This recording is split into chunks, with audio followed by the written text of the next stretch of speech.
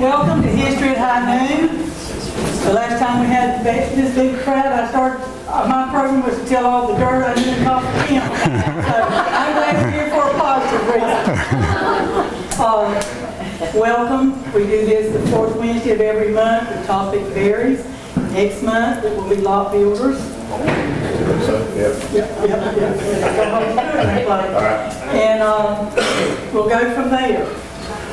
Historical Society handles this, and we manage the museum. For those of you who do not know, we do this every month except November and December because of holidays. Our newsletter goes out this weekend, so if you're a member, you'll get one. If you'd like to be a member or make a donation, our cash app is CC Historical. The reason I say that, if you have not been by Ward Cemetery, the 206 and 32 connector, you'll see where about $2,500 have gone this year so far. We have the rights and we're on hold the land for that cemetery, but it costs money, so if you want to make a donation, we'll be glad to have it, no matter what. And if you have any ideas for speakers, please let me know. Some people are awfully shy. I have my friend over here who's going to speak today. Bless his heart, he's my go-to. When something comes up, I'll say, Jim, can you do this? And he never tells me no. So you can't be a friend better than that. Jim Cottingham today, Long Hill Cemetery. Good, thank you, Carol. Appreciate that. Yeah, good show. Big round of applause for our executive director, Carol, and her crew. They all do just a great job and on a volunteer basis, and it's just awesome.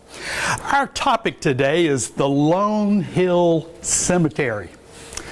And I told Joanne a moment ago, who was tireless in publishing this, that I probably shouldn't have told everybody there'd be a drawing for a free burial site.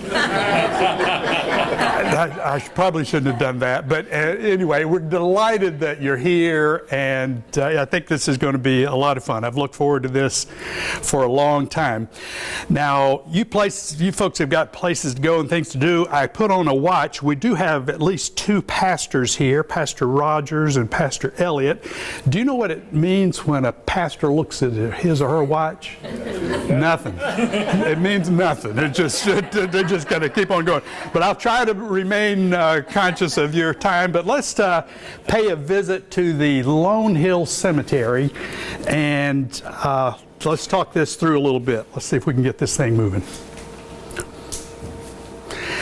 All right, History at High Noon, and you folks have found your way to the beautiful Heritage Station Museum right here in downtown Douglas.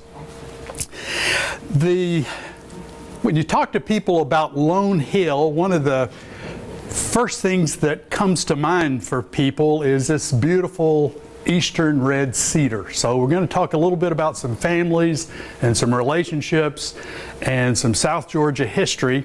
And we also want to highlight this extraordinary tree. So let's see if we can get all those done. Now, if you don't know, the Lone Hill Cemetery is about 8 or so miles from here.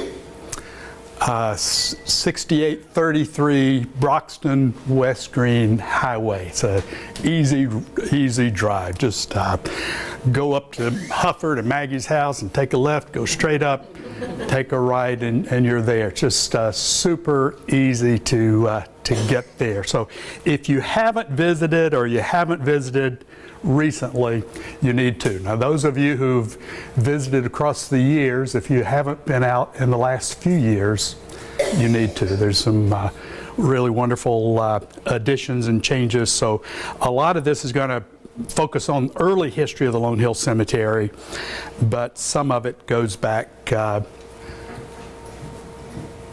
some of it's much more recent. A recent program that was just delightful for me was Colonel Donnie Corson. He called and expressed his regrets in not being here today, had an out-of-town commitment. He has 4 grandparents buried at Lone Hill. And folks, when you start talking to Coffee Countyans, that's not terribly unusual. Now, it's kind of a surprise to me, a father from Georgia and a mother from Oklahoma, You know, but for four grandparents in the same cemetery is kind of something. I always like to acknowledge sources. There are two reasons for this. One's to give credit and the other's to assign credit if it goes wrong a little bit. But anyway, one of the wonderful resources that we'll draw on a good bit today, and it's for sale over in your Historic Society bookstore over here, is Ward's History of Coffee County. Anybody know what year this was published? 30s somewhere. 1930. It was published in 1930, and so it's a great resource. Joanne and Carol and other people with deep ties to West Green, Georgia, have written this beautiful thing, an oral history and lots of pictures and information. Chris Trowell has written Douglas Before Memory, just an extraordinary resource. And it's impossible to talk about the history of Douglas without thinking about the history of Lone Hill and the people that... Commission that word history.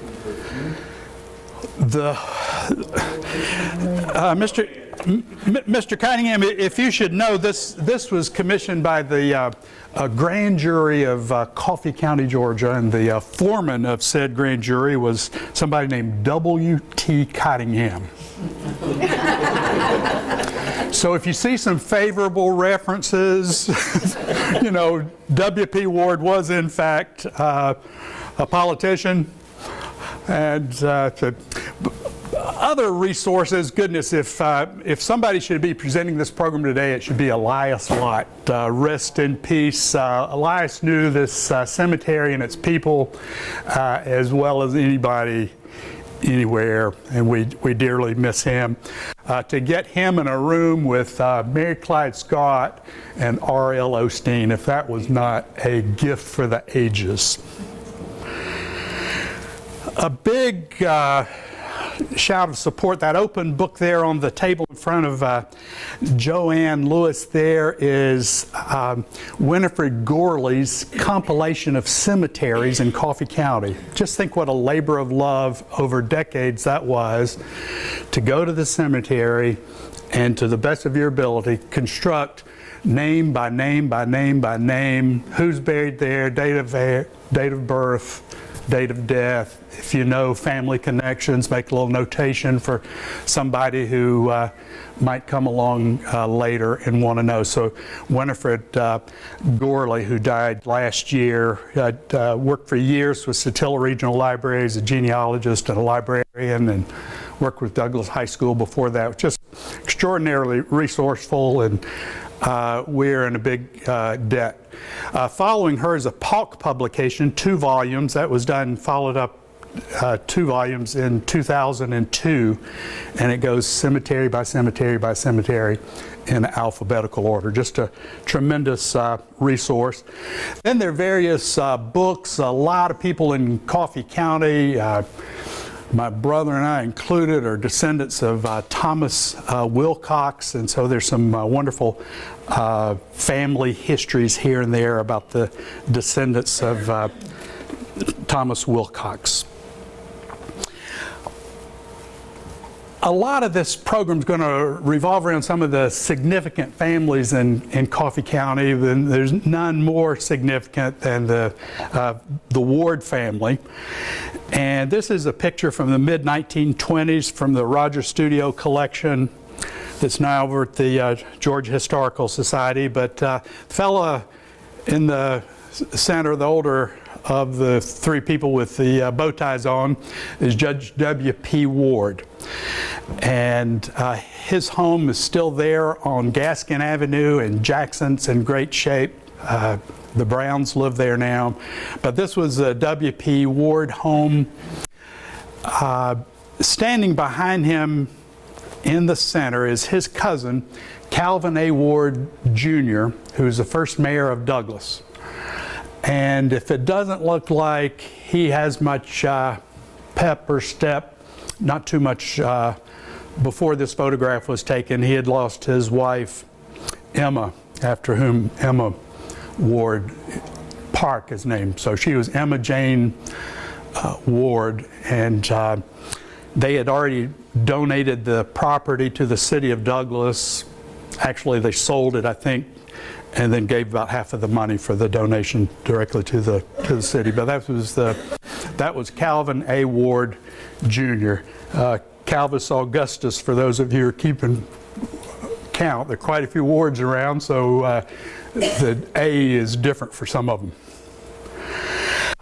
Speaking of the wards, Carol mentioned this a moment ago, but an extraordinary recent success of your historical society, and this couldn't have happened without Carol and Henry Ralph Millall and a number of you folks that just made it happen.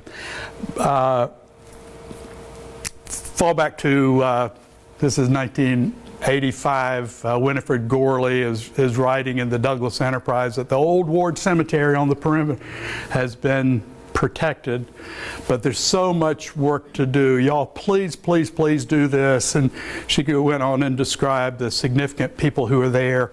Calvin A. Ward Sr., Calvin Jr.'s father, is buried there. His mother, Josephine. So she's just pleading with the community to do something about it. And I had a conversation with Henry Millholland this week and told him how grateful I am that it took all these years, but in 2023 and 2024, a tremendous resurrection's taken place. When people talk about the old Ward Cemetery, they're talking about one that is off of the New Forest Road, and it's out there somewhere in the woods. I haven't been to it. I'm going to go one of these days.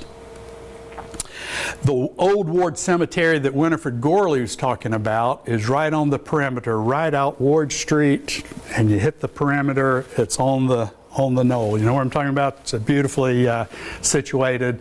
Lewis Vickers has recently purchased the rest of the property. The first time I went out there, it got on my radar, maybe 2006, went out and took some pictures, and it looked absolutely awful. And I found out that this was after it had already been cleaned up a good bit. The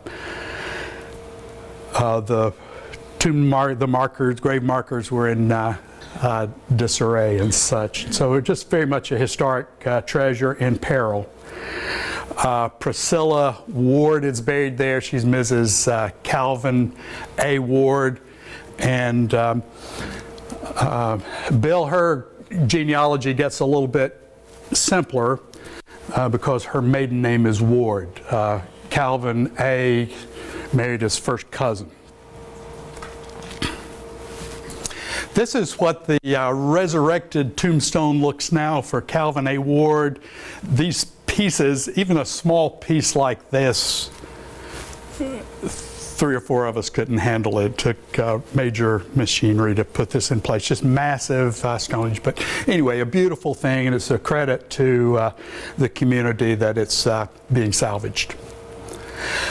Let's take a peek back at Lone Hill. These 2 familiar tombstones with the acorns on the top, those are our great-great-grandparents, Daniel and Winifred Newbern. We'll talk about them in a moment. But the tree, for decades, anytime anybody's come through Coffee County and they're visiting and they say, what's interesting to do? Shropshire, you're interested in history, on your way back to Rome, Georgia, swing by the Lone Hill Church and take a look at that. He did that on the way home after spending a little bit of time here, wrote me a note and told me a story about red cedars that was fascinating. Years early, it seems, he had asked a man to help him plant a red cedar in a spot he wanted on his own private property. The man said, I can't do it. The word is, when it's big enough to shade my grave, I'll die. I'm not going to bother with it.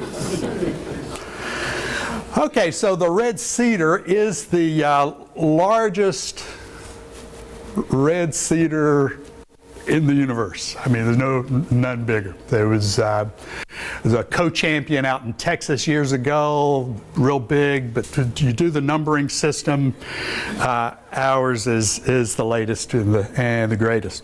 Before you can be the largest in the country or the world, you have to be the largest in the community. And that distinction came along in the 1960s when Paul Gillis there with the Georgia Forestry Commission brought a certificate to some church leaders. You'll recognize them, I think, some of them, Pope and Peterson, and who was Russell Kirkland, declaring that it's the state champion. So after it was nominated for state champion, after that was secured, then the research went to say, is there a larger one anywhere? The answer became no. Fortuitously, Luke Morgan had heard this fellow in the middle, Mark McClellan. He had heard tell that he had spoken at a Rotary Club a couple of counties away and talked about champion trees. And Luke, always doing things for Douglas and Coffee County, said, I wonder if we can get McClellan to come speak to us and some good might come out of it. McClellan said, yeah, I'll come over from Darien. A couple of conditions. I'd like to go out to see the beautiful tree out at the Lone Hill Church, and I'd like to go to the Broxton Rocks. So Luke asked if I could carve out a little time, and it's a struggle to go to the Broxton Rocks, and you know, say, I hate to do it. You know, I got socks that need to be sorted and stuff like that, but I'll reluctantly go. And so I ran out with Mark McClellan to the Broxton Rocks. He was absolutely wowed by something that'll be blooming here in this next few days or so. The American fringe tree is a native out there. But so we did that. But before doing that, he's all work and no play. But this is the work part. While he was here, he needed to document and measure and confirm the size of the eastern red cedar. They have something called, correct my pronunciation, it's a hypsometer, a little laser, and takes the base of something, the height of something, does wonders. You calculate the number of feet, and golfers use things like this. But so he measured the tree, stood back and took a picture of it. And then he just took an old tape measure and went around the girth of the tree and measured it, and the previous measurement was about 250th inches and so forth, so he knew what it used to be, and he was beginning to perspire a little bit. He writes down the numbers as accurately as he can. Says it's 251 inches, this how much crown, and I'm measuring the crown spread at 88 feet and the height at 56 feet. And he nervously calls the American Forestry Association to see if those numbers would work. And they said, yep, still a champion. So it was renewed. It had been declared in 07, and then that designation was renewed just 3 or 4 years ago.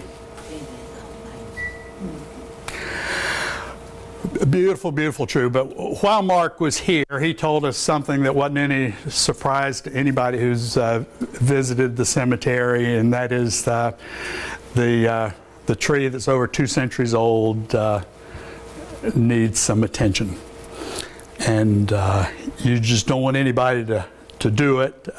And so he started calling around, and he found this David Edwards, who had done work on numerous prize trees all over Thomasville and all over Georgia. You'd recognize some of the names of the trees, and he brought a crew over to do a full day's work.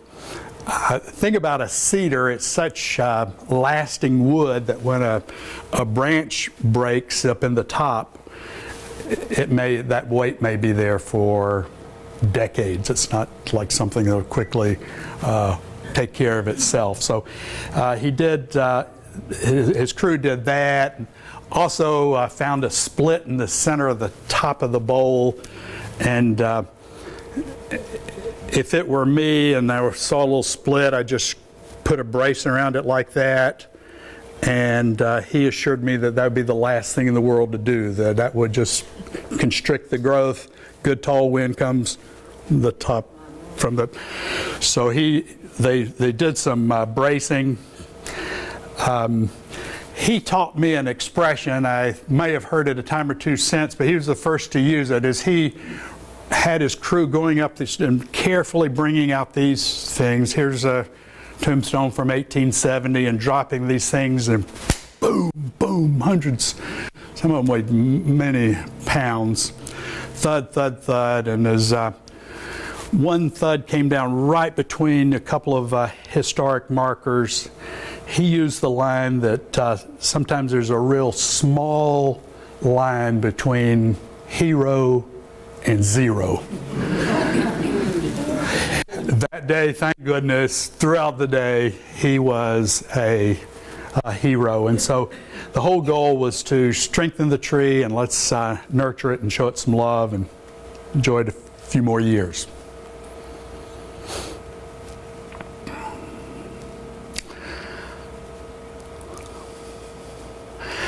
And Maggie Crosby played a big role in this. And you know, the men do the big things in life and the women do the little things, like letting a little money change hands. When a man comes over from Albany and does extraordinary work. But here we go. We were real pleased with the work that they did. Maggie, I think it would, old Benny would be proud that the tree was all shaped up for his service not too many years later, too much time later. Now the Lone Hill Church dates itself from the first tangible evidence around, which is this tombstone of an infant who was born and died in 1848. Anybody you talk to will tell you, now this is the first marked grave at Lone Hill Church. The likelihood that there were other graves there extraordinarily high. The likelihood, in my view, that this was put here in 1848 is not great. I can see this replacing a wooden headstone. You will see the symmetry of some of those that followed, which sort of suggested to me that several may have been done at the same time. But anyway, that was an infant son born and died in January of 1848. Now, this is my connection to Lone Hill. I had the good fortune of living with my grandmother Cottingham, and this is about 1973 or 4, and her father was Daniel Newbern, and her mother was Sophronia Fussell. This infant who died in 1848, had he lived, she was born some 40 years later, almost 1885. This would have been her uncle. In the 1950s, Harvey Strickland, Reverend Tanner's beloved, Rogers was a beloved predecessor of yours, and his district superintendent was in town in the early 1950s, and he took him out to show this picture of the earliest grave in the cemetery. I think the district superintendent was Dr. Duck. Notice the cemeteries, the grave markers behind on the way to the field in the distance. Not very many graves visible. This one that's just to the right there is of Fanny Lott Gaskins, who died in the late 1890s. So if Strickland can have his picture made, so can Mary Ann Bradswell. A few decades later, looking at the same tombstone, very different background. We still see the Fanny Gaskin Memorial, but others have been added.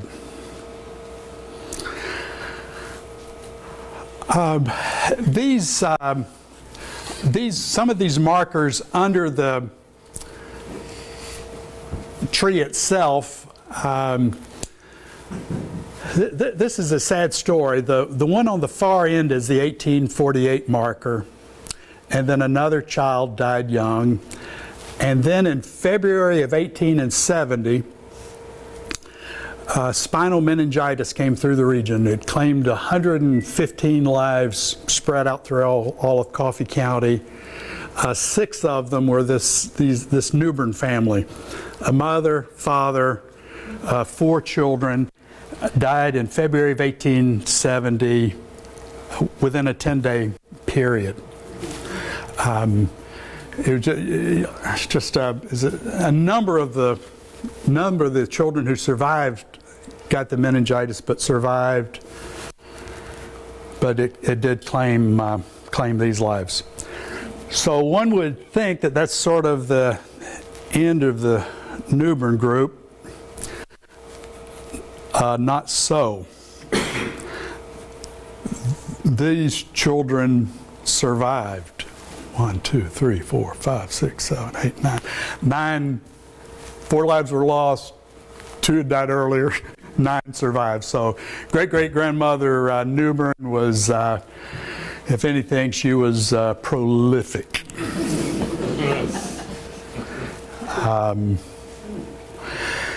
So these families are connected to families all over the place. One married a Ward, one married a Paulk, one married a Meeks, one married an Anderson. So quite a few relationships and connections. These are the 3 brothers that who were among those who survived. This is a photo, and I think the photo was taken there at Lone Hill Church, but standing is Lawrence Newbern, after whom my brother gets his middle name. He was killed in the line of duty in Broxton. Willis Newbern is the only of these 3 who were buried at Lone Hill. He's buried right there under the cedar tree. And then on the right is Daniel Newbern, the oldest brother. He was in the 1870 census. Census came out after all these 6 family members had died. He was listed as head of family. So you know that they had a lot of help to rear and nurture that large of a family. The sisters who survived, this is a picture of them together, 2 brothers seated. Lawrence is not in the picture, but here 2, 4, 6 women who lived into adulthood. And this picture is dated in part by the presence of this gal in the background looking at something of interest. That was Eula Newbern at about age 10. So she was born in 1885. This picture is about 1895 or so. The big fella, this is a fun story. The big fella was a George Wilcox Jr. visiting from Missouri. In the late 1840s, a number of the Wilcoxes headed out to Lafayette, what's now Lafayette County, Missouri, and held up stakes there. Do any of you know that you're descended from a Wilcox? His father said that anybody that's buried there at the cemetery at Odessa, Missouri, can be buried free. So, any of you want to take him up on that? That's not the case anymore. Not in Coffee County. I think the plot. Now I'm sure those who are in charge would determine where the plot is. Fun thing, and I don't know how this came back to the family, but this is my grandmother writing one of the cousins out in Missouri in 1909, and for some reason it comes back to home in Douglas. Not to get too deep in the weeds about county history, but one of the things people often say was, where was your grandfather? Where was your great-grandfather? Where was your great-great-grandmother born? And you quickly recite the county. It's just important to remember that the county names are very different now than they were then. In this period, Telfair County reached right, this is Telfair, the little fan shape, but it reached right down into Coffee County.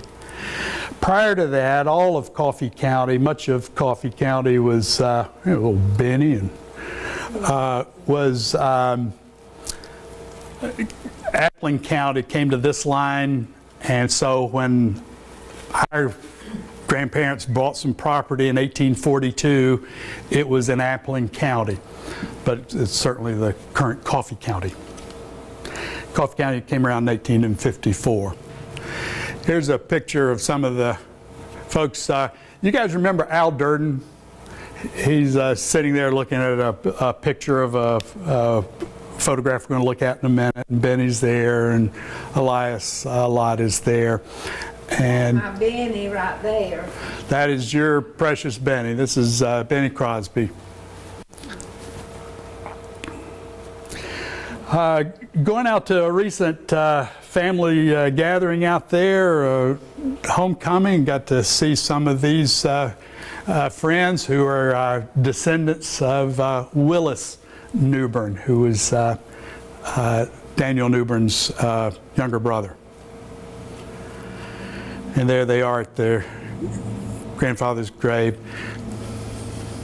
And here's my brother Bill. The good folks at Lone Hill were kind enough to ask him to come down and speak, and he posed in front of a photograph on the wall there in which his father had been asked to come and say a few words on an earlier homecoming. I think this one was probably 1975. My granddaughter Abigail, I think she was maybe 90 days old when she made her first visit out to Lone Hill.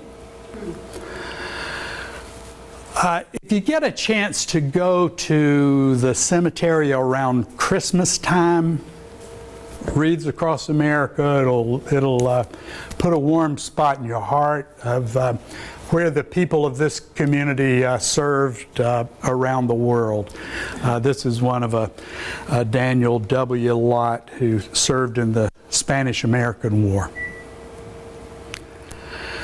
Jumping over, we'll come back to this. We mentioned Gaskin. We saw the Fanny Lott Gaskin grave in 1897 a minute ago. This is the grave of Sarah and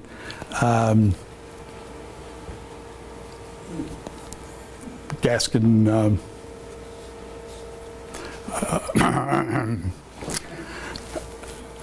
Daniel G. Gaskin. How can we forget? A mayor of the city of Douglas, Gaskin Avenue.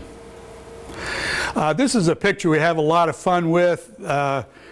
Maggie, before you go, I want you to tell me where you are in this picture. I know you're in there. It's a gathering in the year. It was September the 4th in 1950. It was a Monday, Labor Day Monday. There are a lot of people in that picture that would not have been there the day before. They'd been at their own churches. So it's fun to see that. W.P. Ward listed a picture of 4 people who had connections in that church. This is W.S. Smith. This is Daniel Gaskin Sr. standing, and W.S. Smith. This is Grandfather Newbern seated, and Elias Lott. Clay, Elias would be your great uncle, your J.S. Lott's brother. J.S. Lott is buried in the Douglas Cemetery. He's buried in the Lone Hill Cemetery. J.S. Lott does have a child buried in the Lone Hill Cemetery. So those were the big 4, and W.P. Ward was explaining how all of them were related to each other through marriage or descendancy. So with those relationships in mind, it's fun to take a close look. Sid, some of the crowd might know Grandfather Cottingham, Grandmother Cottingham, and that's your brother, my brother Bill, and that's you. All the women had on heads. Isn't that something? And look how spry they look too. Some of the oldest gals in the group are just so vibrant and good for them. Somebody went and did a little image and mark the names of 21 of the people that they know. That's always a good idea.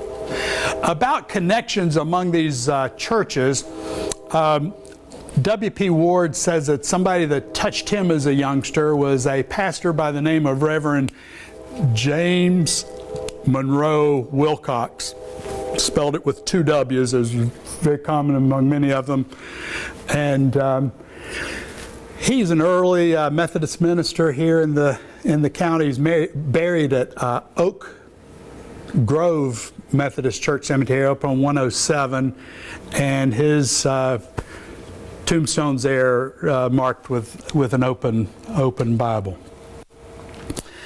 A little aside is he served for a short stint. He mustered with a local group during the Confederacy to serve starting in July of 1863. They had a 6-month assignment to protect the homeland. And the homeland was rather broadly defined. It started over at Darien, went up the Altamaha River, up to Hawkinsville, then it went over to Florence, Georgia, down the Chattahoochee, down the Florida line, back to the Atlantic, and then back up to Darien. So they had a good bit to take care of. Monroe Chapel is an earlier name of the Broxton Methodist Church, and this is our grandmother Cottingham as a student there at the school at Monroe's Chapel. There's another picture of the Gaskin. The Sand Hills Cemetery is one of the closest cemeteries by flight to the Lone Hill Cemetery. You'll see a lot of interrelationships. One of the Gaskins at Lone Hill donated the property to the West Green Baptist Church. So there's a lot of fostering of the faith among the different denominations. This has not been here forever. I think maybe early 1970s. There's a good bit of interest in historic preservation because of the nation's bicentennial, and this was a run-up to that. But just so many beautiful aspects of the cemetery. This is the Newbern family as they were on up in age, and that was about 19 and 14. The 3 brothers again. Now, the oldest member of the Lone Hill Church now just happens to have the last name of Lott. And it's extraordinary that Miss Corrine Lott is with us today. It's good to see you. I am Lot. Through marriage. That's close enough. Work with me, it's tied into the story. So there were a lot of Lots. Yes. And it's a great story about how that came to be. Alton Osteen is buried in Douglas, but had real strong ties. He's related to the Smiths and the Petersons up at Lone Hill and had a real fondness for them. And that homecoming in 1975, they brought, he came down, did the music for that program. Earlier in 1950, he came to this reunion and he just started taking notes. He'd been gone away from home for a long time. And so he said, how do you keep even just didn't take one Lot named Dan Lott, how do you keep all these Dan Lotts straight? And his uncle, Maggie, did you know Roe Smith? Was he before your time? was my grandmother's brother, So your Uncle Roe. Uncle Roe. Uncle Roe. Uncle Roe sort of broke it down for Alton. He said, Alton, here's how it works. All these people look at the graves and they stand there by Dan lot, but they know which one it was. There's Tobacco Dan, Ware Dan, Chicken Eating Dan, and Frog Eyed Dan. He said, but they ain't no Daniel Webster. But this R.S. Smith, he was one of the big four. Said that we're all too young to serve in the Civil War. Born in 1850, they were just early adolescents. But his name was Rufus Sampson Moore. I talked to his grandson, who's in his 70s, and over near Hinesville, Georgia, and this is Sampy. Some of you may know Sampy. But I asked him about the names, and he said, well, this is the way it worked after R.S. My grandfather was Sampy Altman. Dad was Sampy Tidwell. Sid, that's who we bought the Chester Avenue house from, Tidwell Smith. My name's Sampy Ward Smith, and my name and son, Sampy Brian Ward. So a lot of affiliation with the place and with the name. And here's another of the Daniel W. Lots. He was one who served in the Spanish-American War. By sort of a twist of fate, just a few feet from there, there's a Spanish bayonet growing in the... But as I said, if you have a chance to go down around in Christmas and see all of those who've served, it'll certainly be worth your time. It's very touching to know about all the sacrifice. Matthew Gibbs lost his life in Iraq. There are veterans there from World War I, World War II, Spanish-American War, Korean War, Vietnam War. Just a lot of history of service there.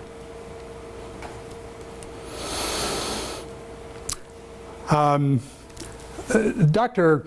Clough is in the center there, and when he was down earlier this month for Francis Lott's funeral, Dr. Clough, former president of Georgia Tech, former secretary of the Smithsonian Institution, this is his great-great-grandfather, and his great-great-grandmother is buried there at Lone Hill. He's very proud of the association. Folks, other than all the symbolism throughout the place and so many other things we could have a good time with, need to leave a little bit of time for apologies and corrections. You guys know this place. What did we miss? What are some of the connections? Anything, anybody want to touch base on while we're, yes sir? One Civil War veteran buried. Only one? Yeah, one that I know of. He's labeled CSA. Because up until last year, I did the wreaths. I got you. I had to do each, so I knew where everyone was. Yeah, well, very good. Yeah. He's up by that arch, right in the center. He's up there. Near where most of the Corsons are. That's great. Maxwell Corsons. He's right next to Maxwell. Very good. Going through this green book, there are about 5 families that I called one-page families, and that they fill up a full page in this book. You got the Wards, the Petersons, the Lotts, the Davises, and the Corsons, who call Lone Hill resting place. There may be others. That's as of 2002. Okay. Well, folks, thanks for your attentiveness, and whatever you do, pay Lone Hill a visit real soon. Amen. Thank you.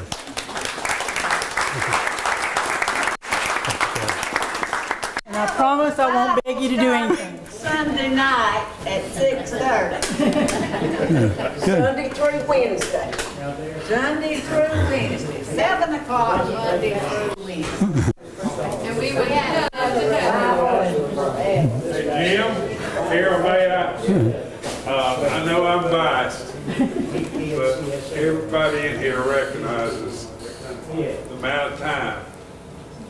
but your dedication to the past and preservation, we love you so much for it. Everybody here appreciates it. Thank you, brother. Thank you. Yeah. Thank you. I'll follow up on that since she's my sister. And she is a volunteer. And that's why contributions are so important Yeah. for the historical. Yeah, very good. Ask how many people have relatives buried out Okay. there. How many people have relatives buried at Long Hill? That's great. Great. What's wrong with you other folks? What happened to y'all? It's good. It's good. Well, thank y'all for coming. Come back next month, excuse me. Let's see. Every time's gonna be fun, I promise you that. Get you something to eat, socialize, and we'll see you next month. Good. Thanks, Carol. One thing before